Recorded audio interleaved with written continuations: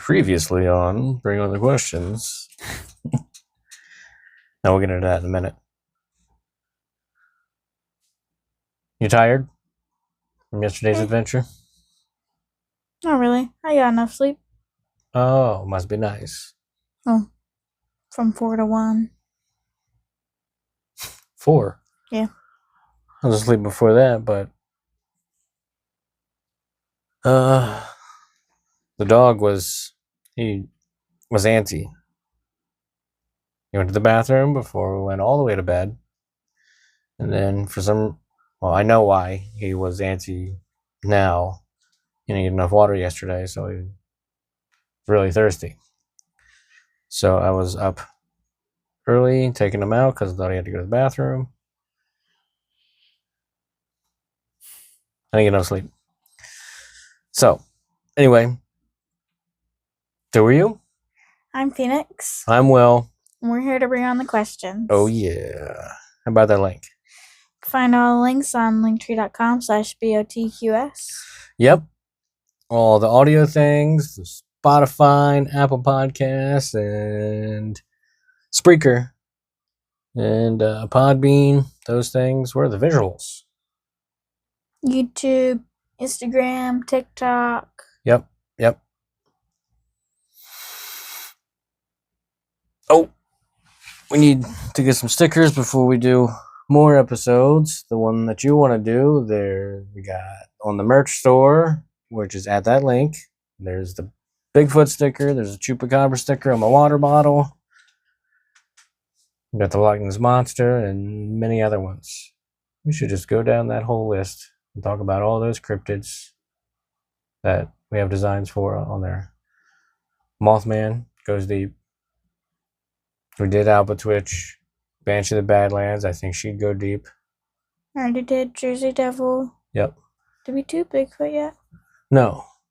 Bigfoot's kind of weird. Like, there's a lot, but there's not a lot. Like, he's just big hairy man. Big hairy person Ape out there. Man. But then there's like versions of Bigfoot. There's the skunk ape in Florida. There's the Yeti version, like an abdominal snowman kind of figure. I think there's some other versions, but man, we can't get into all that right now. Keep peeling myself off the back of the chair. I don't know if that picks up in the mic. It might. We got to finish up this little duology of Data centers. Yeah, this stuff. It's a little bit jargony, but we can get through it. I think it's an important topic that people need to know about. Because it's a growing problem.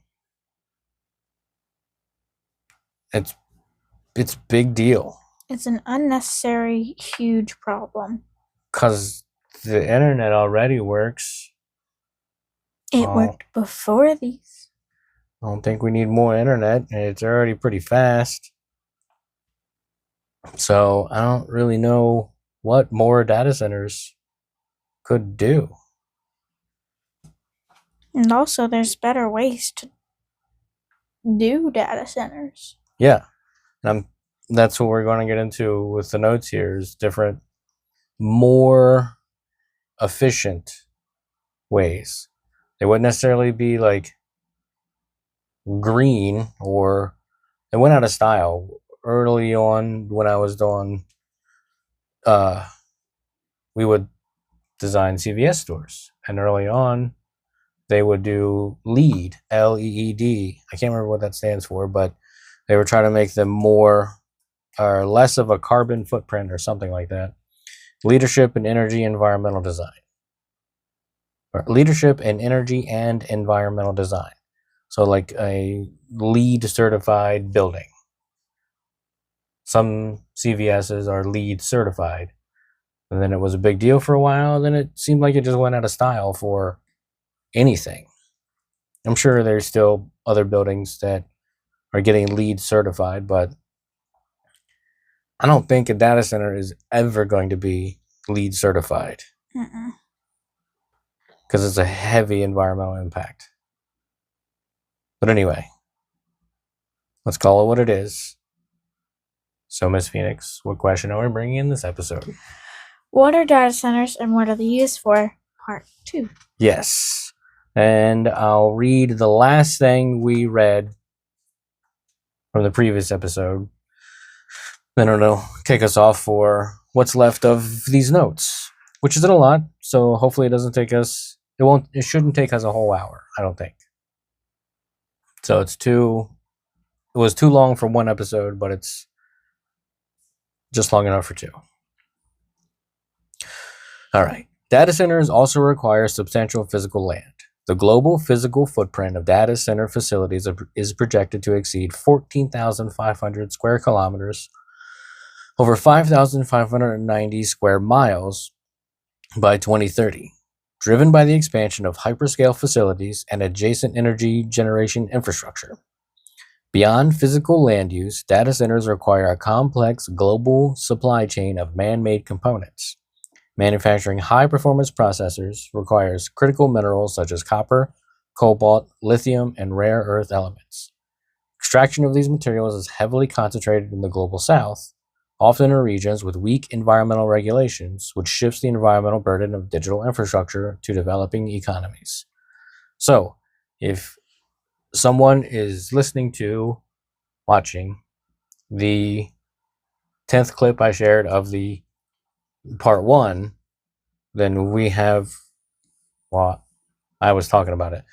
I was talking about how to get the raw materials, where they have to do these giant strip mines and all the infrastructure that has to go into creating the strip mine, getting the machines in there, running the machines, keeping up the upkeep for all those machines, and then pulling the raw materials out and then sending them to a facility to get processed. And then that's a whole thing where whatever material has to get processed and then dumped into whatever computer chips or wherever it goes, the copper, the lithium, the cobalt, all that stuff.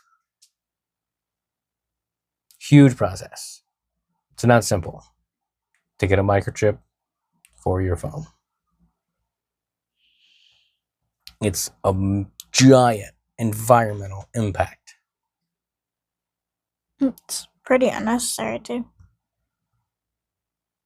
To have a microchip for your phone? You don't want an iPhone 18?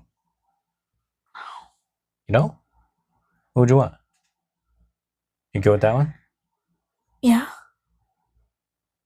Until iPhone 20 comes out and they start bricking that one. Because they do so many updates. Yes. They update it to mess it up. It is, what is it called? Something like engineered. No. Read the next part and I will find that. Additionally, because AI hardware is updated quickly to maintain computational performance, servers are typically replaced every 3 to 5 years. This rapid turnover is projected to generate up to 2.5 million metric tons of electronic and toxic waste globally each year by 2030. The massive resource demands of data centers create direct, localized, environmental, and economic consequences for surrounding communities. These impacts range from air and water pollution to noise disturbances and rising utility costs. Planned obsolescence. So it's planned to be obsolete. It's so dumb. That's a dumb thing to do, but it's all for capitalism.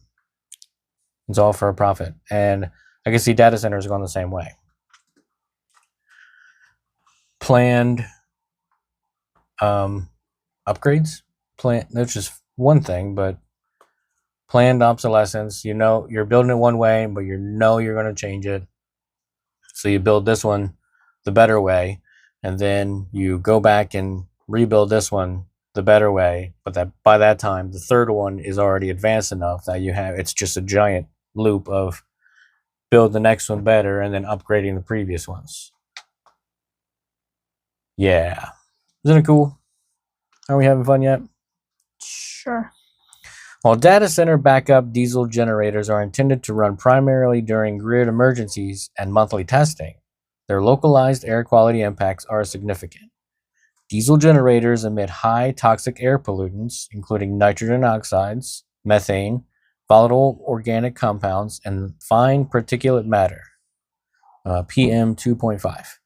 These emissions are 200 to 600 times more concentrated in NOx, nitrogen oxides, than emissions from traditional natural gas plants.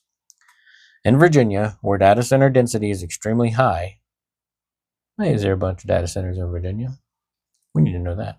Limited backup generator operation is associated with nearly $300 million in annual public health costs and 14,000 asthma-related cases.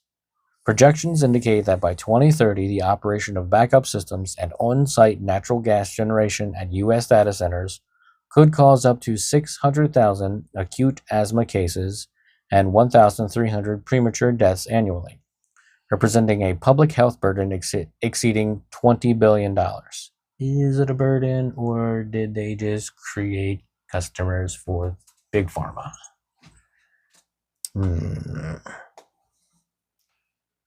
Right? Yeah. Put your conspiracy hat on. It's shiny and pointy, made out of aluminum. Tinfoil hat. I'm not no Tin Man. You could be. It'll protect your brain from the 5G waves, man. I'm not that deep into conspiracies. You will be by 2030 when the next pandemic comes along. It's going to happen. Mark my words. I can tell you're into some conspiracies. It's historical cycles. And one day we can talk about COVID and the major respiratory thing that happened 10 years before that, and the one that happened 10 years before that, and the one that happened 10 years before that, and the one that happened 100 years before that. There's a bunch of them in a line, about every 10, 11, 12 years. There's a major respiratory thing that happens globally. Spanish flu was a thing that happened after World War I. Although a bunch of people went to Europe, fought each other, and then came back to the US. That was one major way it spread. But people go all over the world all the time. SARS was a thing. Swine flu was a thing when Obama was in office. SARS was 10 years before Obama, 10, 12 years before Obama. It comes in a cycle. It's historical cycle. It's going to happen. Flu is nuts. So in 2029, 2030, maybe even 2031, 32, going to have another one. Maybe not like COVID, but there's going to be something that happens. I hope it's not like COVID. Something's going to happen. I mean, if it was after 2031, I wouldn't completely mind because I'd already be out of school.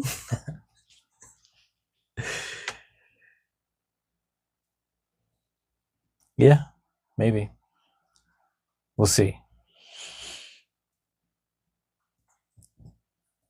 We should keep talking about data centers for now, though. Yeah. Data centers generate continuous industrial noise from rooftop heating, ventilation, and air conditioning (HVAC) systems, cooling fans, and backup generator testing. While individual servers are quiet, stacking tens of thousands of units inside a single warehouse generates a cumulative noise level up to 96 decibels dBA. Smaller backup diesel generators produce up to 85 dBA, while larger industrial units approach 100 to 105 dBA, equivalent to a jet engine flying overhead. Yeah, so a data center sounds like a jet. Cool. That's too loud. Yeah. There's noise suppression things that go into place, but they're only so effective. Like they're not that effective. I think it's all like a placebo. So here's the soundproofing thing, man. If we put it here, you're not going to hear the sound of the pump station or the data center so much, man. Come on, bro. Maybe it works like that, but sure, noise cancellation headphones work pretty well, but out in an open environment, I don't know, buddy. Again, still wearing my conspiracy hat. Furthermore, off-grid gas turbines installed within facility perimeters run continuously, emitting low-frequency rumbles and high-frequency fan whirs that travel hundreds of feet. Constant exposure to noise levels above the regulatory safety threshold of 85 dBA can cause hearing loss. However, even routine background noise exceeding 60 to 65 dBA causes significant physiological stress. Communities located near data centers report chronic sleep deprivation, insomnia, severe headaches, migraines, tinnitus, vertigo, nausea, and hypertension.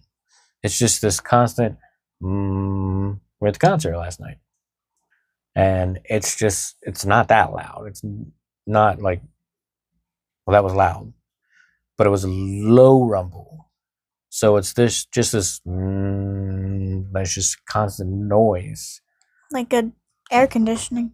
Yeah. And that's actually a really good example. So in the fall, when we turn the air conditioners off and we have less fans running, it's like kind of your brain has to get used to less white noise, brown noise, something like that. White noise. Well, yeah, white noise is like just a singular, consistent hum, like the air conditioner is doing that now. I don't think it picks up in these mics, and the fan will do that mostly, unless too much dust gets caught in it, and then it hiccups in the whirring. It starts like tapping. The brown noise. So it's not a consistent one. It's like it's a hiccup in there. I don't mind either. I can tune out the tapping. Because you're the AirPod generation. You got one AirPod in one ear, and then you're watching videos in one ear, and you're listening to the world with the other ear. Oh, sometimes when I'm not listening to anything, I can still just tune it out. I think that's also your musical ear.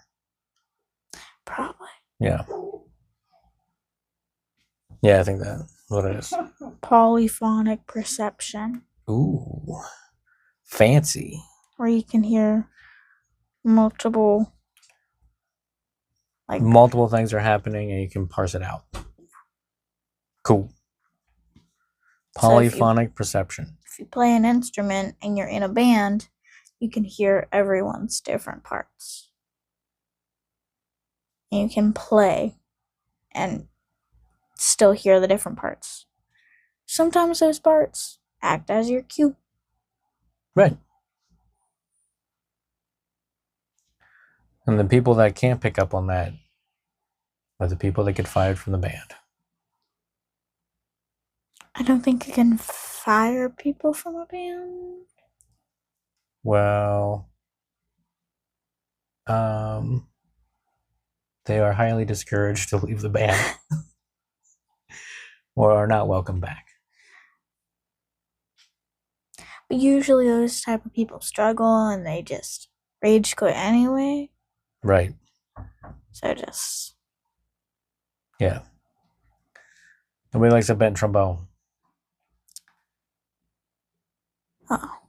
No one likes a slide to the face either. No. Or the back of the head. Right.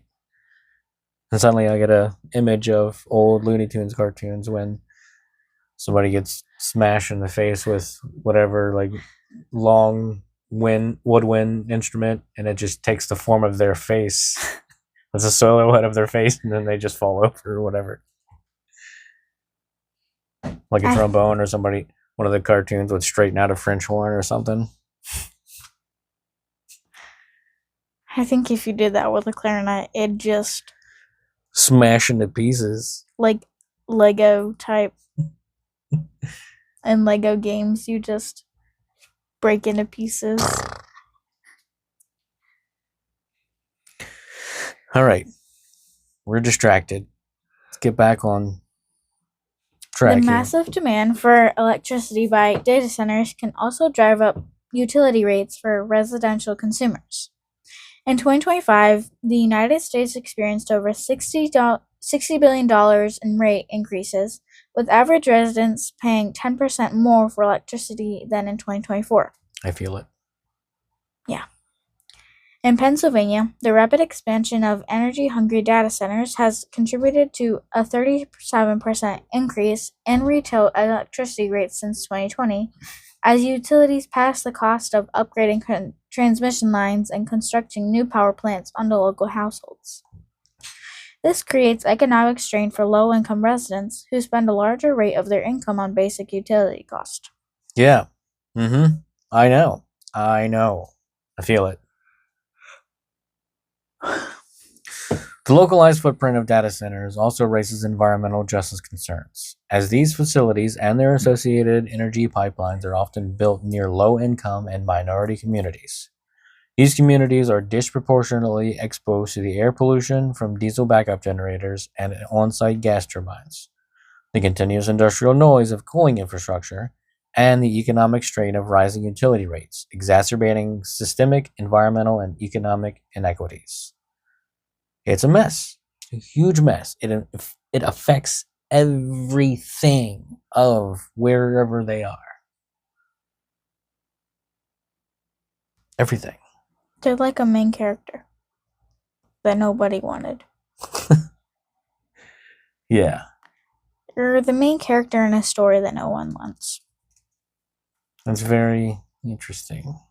How many employees does a data center have? While data centers trigger massive temporary construction booms, they employ surprisingly few people once operational. Typical large facility permanently requires only 50 to 150 workers for routine operations, maintenance, and security. The massive multi-building campuses can employ a few hundred. That's poop too, man. You probably had 300 people in the construction process, and you have half that to work on site. It's crap. It's all crap. I can't find a pro for the data center. We're not getting internet faster. That's up to the ISP. Streaming's already good. Like, what is that? What lives in a data center? I don't get it. AI, probably. To what end? Are they building a data center so that one day AI is just the whole data center is gonna stand up? That is the AI.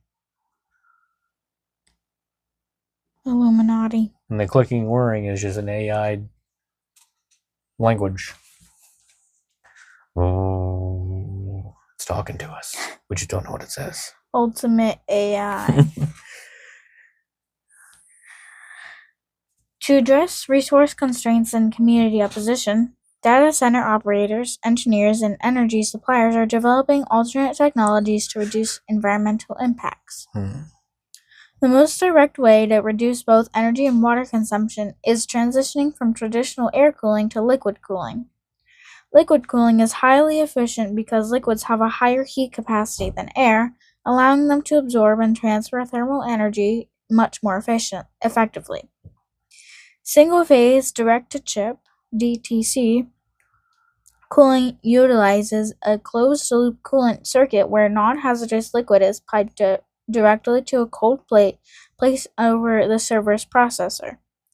DTC cooling captures heat directly at the chip, which reduces the need for high-velocity server fans. This shifts water consumption away from the servers and isolates heat rejection to the facility's external layer, where it can be managed without evaporative loss.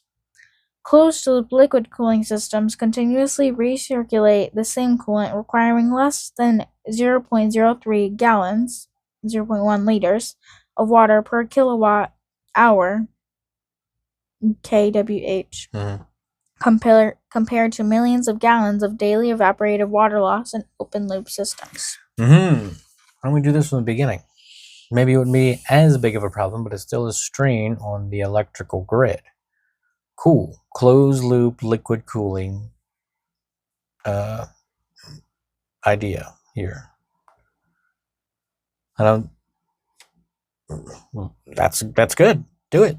If it's only going to use so much water, and as long as there are systems in place that the whatever coolant, whatever that is, if it's just water or if it's dry ice or something, I don't know what it is in there. As long as that doesn't become an environmental hazard, in the event that the closed loop is no longer closed for whatever reason. Immersion cooling represents the next step in cooling technology, where servers are completely submerged in a tank filled with a non-conductive, thermally conductive, synthetic dielectric fluid. Got all that? The fluid directly absorbs heat from all server components, circulating through pumps and external heat exchangers without requiring server fans, ductwork, or air conditioning units. Immersion systems are highly efficient, virtually silent, and eliminate the localized air and noise pollution caused by massive cooling fans. Take my money. Do that. But don't take my money because we don't need data centers. Yeah. Something. To guide sustainable facility design, operators are moving away from traditional metrics like power usage effectiveness, PUE, which only measures energy overhead. Because liquid cooling systems reduce internal server fan power, they lower the denominator in the PUE equation, meaning a facility's total energy footprint can decrease by 10% while its calculated PUE remains virtually flat. To address these limitations, the industry is adopting total power usage effectiveness, TUE, and power compute effectiveness, PCE. TUE accounts for all internal server energy losses, while PCE measures how much of the energy delivered to a server actually performs useful calculations. I think bean counters are doing bean counter stuff. You're like, we need some acronyms now. By tracking PCE, operators can evaluate performance based on actual output, such as tokens generated per watt or the energy cost per token, rather than simple power consumption.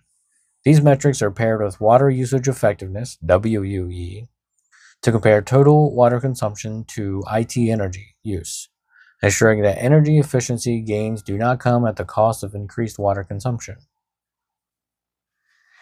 Because variable renewable energy sources like wind and solar cannot provide the continuous 24/7 baseload power required by data centers, technology companies are securing dedicated carbon-free nuclear energy. These agreements include reviving decommissioned nuclear plants and investing in Gen 4 small modular reactors, SMRs. The partnership between Google and Kairos Power is a notable deployment of Gen 4 nuclear technology. Kairos Power is developing a fluoride salt-cooled high-temperature reactor, KPFHR, designed to generate safe, reliable, and scalable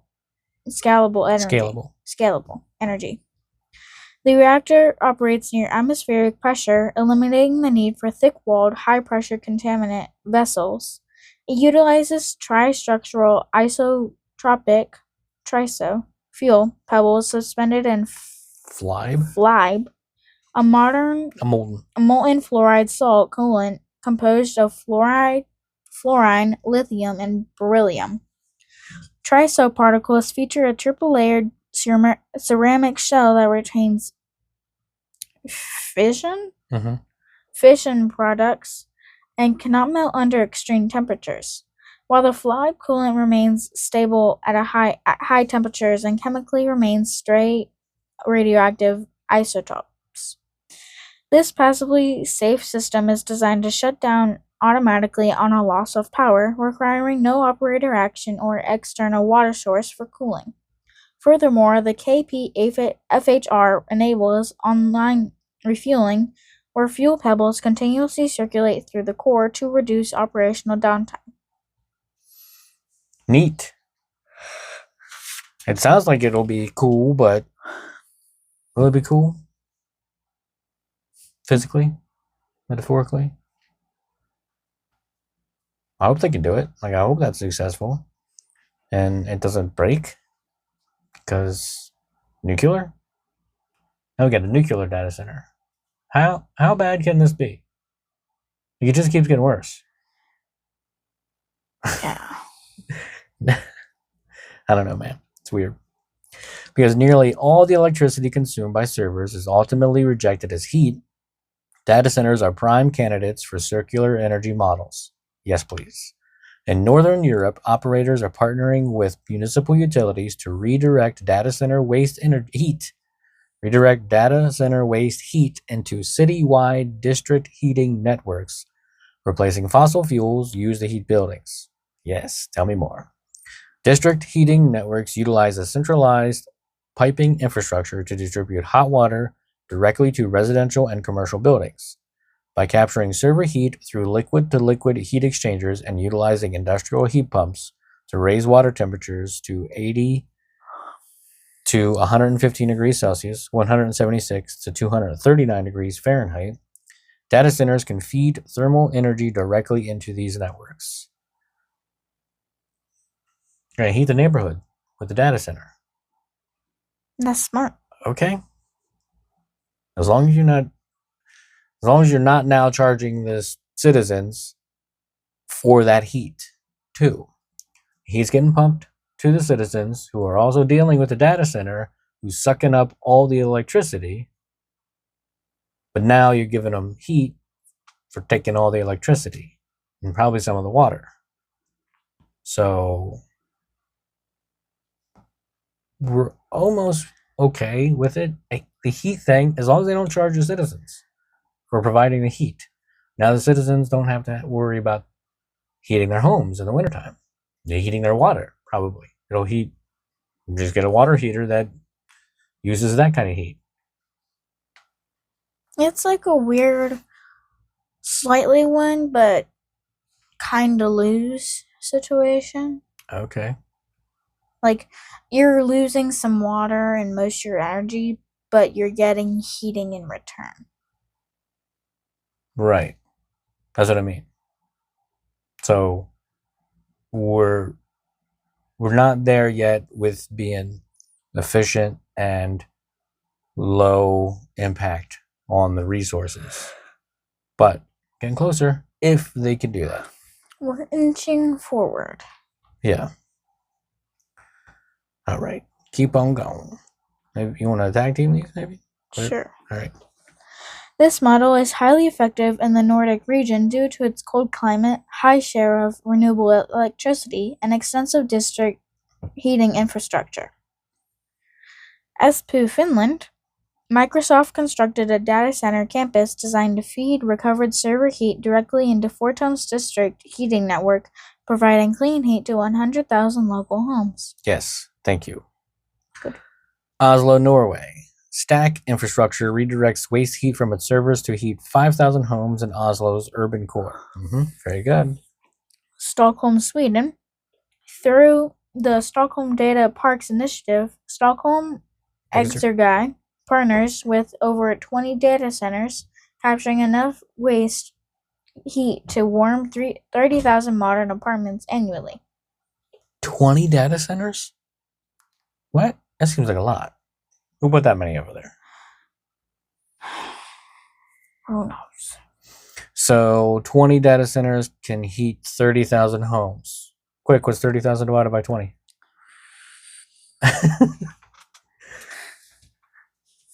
You got this? Come on. 150? 1,500. Man. Didn't move the comma. Right place. So 1,500 homes can be heated with one of those data centers, however big they are. Okay. That's a neighborhood. How big the neighborhood is. I wonder if it's as big as our town. 1,500 homes. Maybe. Possibly. There's a bunch of them here. Helsinki, Finland. Helen and Telia recover up to 90% of the waste heat from the Telia Helsinki data center, routing it to the municipal grid to heat 14,000 apartments with plans to double its capacity as computing loads expand. Why are computing loads expanding? Sure, great. You can heat a bunch of homes, but why are computer loads expanding? You wanna? You got that one? You got that? Hoye Tostrup, Love it. Denmark. Mm-hmm. Those Danes. Are you a I'm a cheese Danish. Thank you for asking. not? No. Are you a Viking? A Dane. So you're a Dane? Well, Denmark is where the Danes settled once they come out of Scandinavia region. Pretty sure, right? Denmark actually means Daneland, right? Probably. Okay. I think so. So, yes on both accounts. I don't know. Anglo-Saxon of some sort. Anyway. And Hoya Tostrup, Denmark. Daneland. Microsoft partnered with district heating utility Vex to capture waste heat using heat pumps to raise water temperatures and supply clean, low-cost heat to 6,000 local homes. Okay. Cool. But it's a nice heat at home. No electricity. Or a little electricity. Sweden. Swedish. Swedish, read a book. Sweden. By candlelight. Is that what we're doing? Reading books by candlelight. Sure. House is already hot. We don't need candles too. Sunlight. Oh, we can only read during the day. We shut everything down. They're the Amish people of Denmark. Or just have night vision. Duh. Obviously.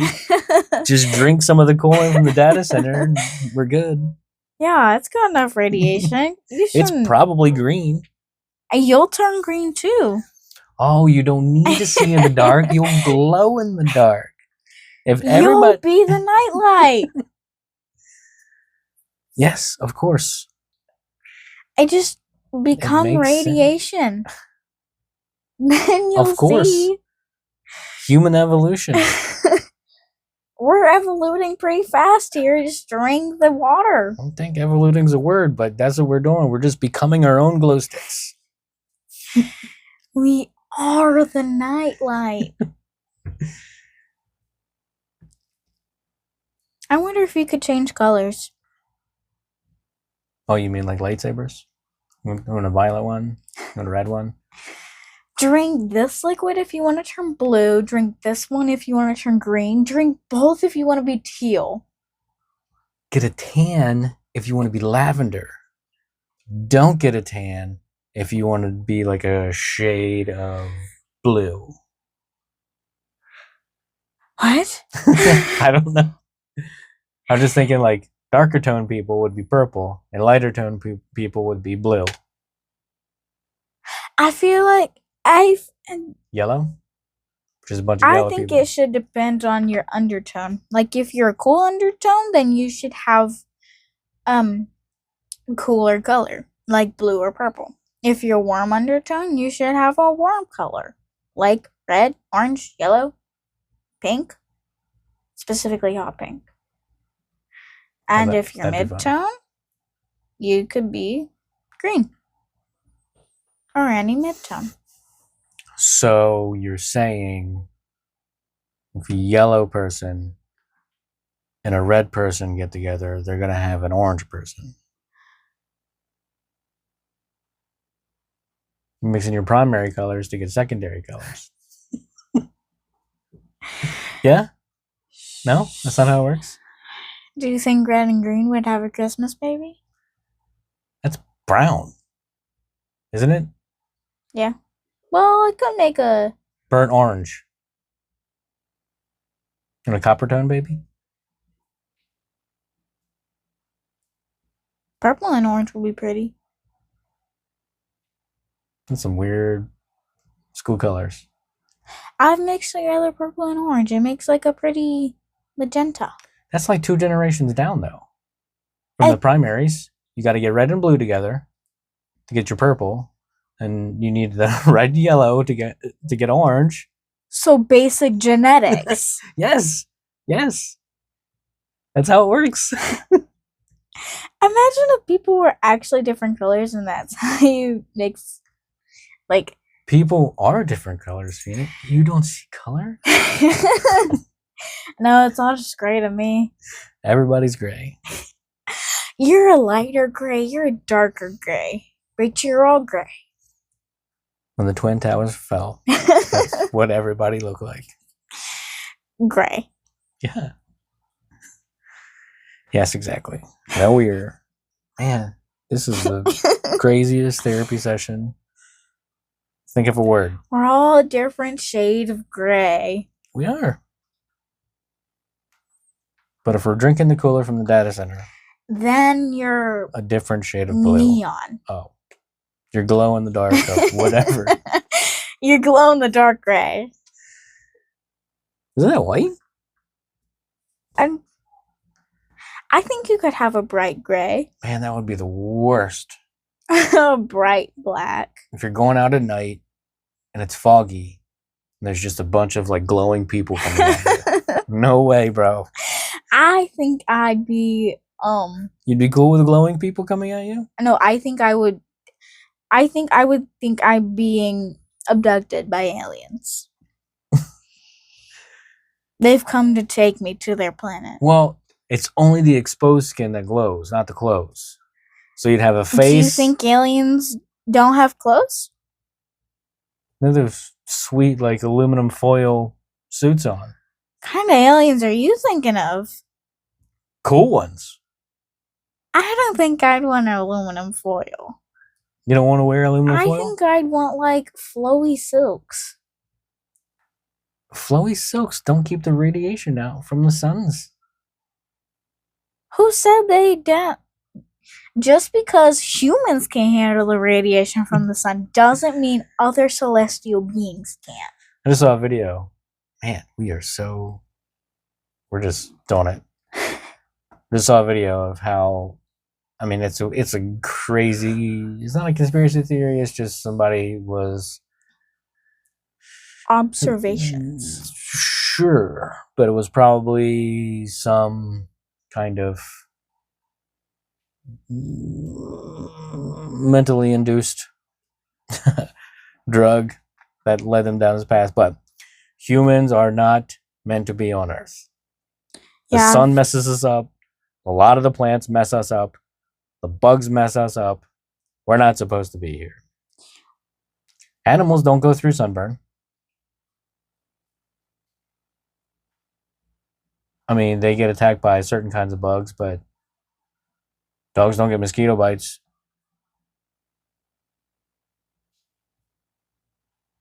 So, I mean, I can be like, yeah, I get a couple of those points, but other things, I'm like, I don't.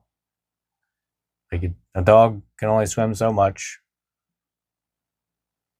We don't belong. Our brains are weird. We're one of the few bipedal things. Yeah, our brains are super weird. Psychology's crazy. We're the only beings that have to pay to live. It's weird. You're right. We create these concepts that make our lives harder, or make most lives harder, but make other lives easier. Time is dumb. It's not just time. Money's dumb. Borders Why can't we just be happy traders? Borders are dumb. I want to bring back merchants. Now you've lost your marble. Singular. All right, let's keep this going. To manage the environmental and grid impacts of data center growth, state and local governments are implementing targeted policy and regulatory reforms. These measures protect local resources, stabilize energy grids, and shield residential utility customers from the cost of new infrastructure. Some jurisdictions are updating local zoning laws to legally classify data centers as heavy industrial facilities. Yes, very good. This prevents developers from building facilities close to residential areas enforces wider property setbacks, and mandates noise reduction measures such as acoustic blankets, silencer zone cooling equipment, and natural sound barriers. Yes, still doesn't fix the drain on the electrical grid in the local area. To ensure that data centers pay for the electrical infrastructure they require, utilities are changing their rate schedules. For example, AEP Ohio introduced a tariff requiring data centers to pay for at least 85% of their subscribed electricity regardless of actual consumption. Similarly, states like Oregon, Minnesota, and Missouri have mandated separate billing classes for large energy users, ensuring that residential ratepayers do not subside grid upgrades for data centers. Obviously, why wouldn't they pay their share of the electrical grid? If you're using an absurd amount of kilowatt hours, then your bill is going to be an absurd amount of money. And Why do they get a break? They have enough money to pay for that if they're making things. Clearly. Because you're only employing 50 to 150 people. In areas facing severe resource constraints, regulators are using temporary pauses to evaluate long-term impacts. New York lawmakers introduced a one-year moratorium on approving new large-scale data centers, while the Department of Environmental Conservation prepares an environmental impact report on water, air, soil, noise, and electronic waste. Similarly, the national grid operator in Ireland paused new approvals around Dublin until 2028 to protect the stability of the public grid. To reduce reliance on highly polluting diesel backup generators, some operators are deploying battery energy storage systems, BESS, or hybrid microgrids. These systems can provide emergency backup power during grid outages, and some facilities can feed excess energy back into the local grid during periods of peak demand, helping stabilize the public power supply. Makes sense. If for some reason a data center is absolutely needed, make it helpful and more than just gooder internet.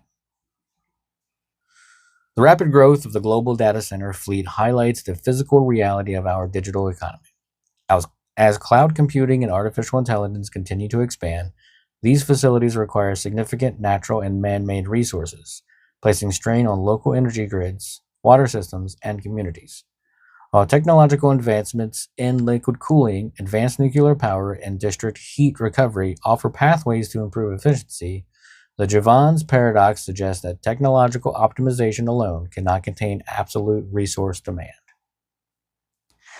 To ensure that digital infrastructure develops sustainability, operators, utilities, and regulators must implement comprehensive planning frameworks. This includes establishing multi-metric environmental reporting, updating industrial zoning codes, and reforming utility billing structures, and engaging in active community consultation. By balancing technological innovation with clear regulatory guardrails, policymakers and industry leaders can support digital growth while protecting local ecosystems and ensuring equitable access to global computing resources. Can we live harmoniously with data centers? That's the big question. Right now, no. No, we got to get there if we do, in fact, need data centers. Do we need data centers? Right now, data centers are a win-lose. I'm typing it out, and that's a suggestion, dude. Probably because we've looked at all that crap so much. I started typing "do we need," and it was autofill was "do we need data centers?" And according to Google AI, Gemini, yes, data centers are strictly necessary. They are the physical, quote, factories and warehouses that power modern life, cloud computing, artificial intelligence, and everyday digital tools. Without this infrastructure, Standard technologies like streaming video, mobile banking, and GPS simply would not function. Do we need that many data centers? About that question, Gemini, yes, the world genuinely needs massive amounts of data center capacity. This explosive growth is no longer just for streaming movies or storing photos. It is being driven by the intense computing and cooling requirements of generative AI. Of course, the AI thinks we need data centers. You're right. We don't need AI. AI, do we need you? AI, do we need you? Oh dear. Humanity does not need AI to survive, but it has become a transformative tool. AI handles tedious grunt work, organizes data, and democratizes access to information. Ultimately, AI is here to augment human creativity and productivity, not replace human judgment. We already had Google. So AI, I should, maybe I'll be just talking out of my rear if I start assuming AI, large language models. We should just do an episode on that. What exactly is artificial intelligence, and what's the difference between that and large language models? The way I understand it is, it's just this super fast way to get information, and it gives it to you in a structured way. So, back in the day, a family would order encyclopedias. So people would have just massive Encyclopedia Britannica. You can look up commercials for that on YouTube. But I think we had some at home, but not a lot. You could order these massive, massive volumes of the encyclopedia to learn anything about anything. Or you could go to the library and look up, if you're very interested in whatever subject, you can go to the library and do all the research, take all the notes, borrow the book, bring it back, and parse it out on your own. Like, you can't damage the book, or you buy a book so you have all the information at hand all the time. But now with Google, before it was just Google citing sources, basically. So it would spit out different websites, like whatever query you asked it would spit out a website. These words were found on this website, and this website, and this website, and this website. Go check them out. Google didn't provide the information. They pulled the information from they showed you where to find it. But now, with all the AI, it goes on the internet and finds all the information and puts it in a neat little package for you. That's how I understand how it works. So it looks at all the encyclopedias in a second. And whatever internet encyclopedia, all the Wikipedias and such. That's how I understand what AI is doing. It's a summarization of the information that it finds. Yeah, that's exactly what it is. So now you're not delivering traffic to 15 different websites for whatever research you're doing. Like, you can look up stuff for Norse mythology or whatever. You would go to this website, and that one says something about Odin, and you go over there, and that one says something about Loki, and you go to that one, and you get more information about Thor, and this one sets it up in the I can't remember what the book is called, Poetic Edda, something like that. But now you can just be like, hey, Gemini, what do you think? Oh, here it is, all in one shot. You don't have to do any work. I did it for you. That's what it does. Good and bad. There's pros and cons. Yeah. But I don't think we really need data centers for that. No. How much faster can we get the internet? We may need some data centers, but we don't need this many. Yeah, we don't need some in every state of the United States. We need some in every in the country in Right. total. Right. Like, put them somewhere where it's more rural and people aren't gonna live there, really. Yeah. Not anytime soon. I don't know, man. There's always more people. And I guess there's always more people getting on the internet. Like, before you got a phone, you weren't on the internet so much. Younger people than you are not living on the internet. But as soon as their family sees fit for them to get some sort of device, they're on the internet. You got friends who have younger siblings and they're not, I mean, they probably got iPads or whatever, but they're not persistently on the internet. Everybody gets a data center. One data center for every person on the earth. Do we need 8 billion data centers? Just put a data center in my backpack at this point. It's not a bad idea. You can download the whole internet. You don't need to be online. Line is on you. Yeah. And while that's on you. Underline. What? Underline. Underline. And while it's on you, you may as well set yourself up with an exoskeleton so you can carry the whole internet on your back. I'll become an arthropod. Right, exactly. Then as you grow, you'd have to get more exoskeleton. I'll probably have to pay for that exoskeleton. And then you can be the thing that makes the whir. Do you need something off the top shelf? I will be a Tin Man. Right, exactly. I'll extend my wrist. I got it for you. Oh, would it be a wrist extender or would your shoes get taller if you need to get something off the top shelf? I would think of it as like those weird extending forks. Or like a selfie stick. With a claw on the end. Oh, those weird like claw toy things. Yeah. Then you put a T-Rex head on the end of it.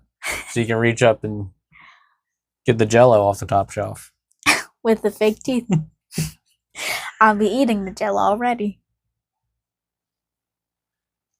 And then you could, I'm sure the thing's going to have speakers. So you can put a little roar in the end of it when you go to reach for the Jell-O. Whoa. I'll become ultimate body modifications. Transhumanism. What? Not trans people, not transsexuals that convert to the opposite sex or a different sex, whatever case may be. You mean transgender? That's transgender.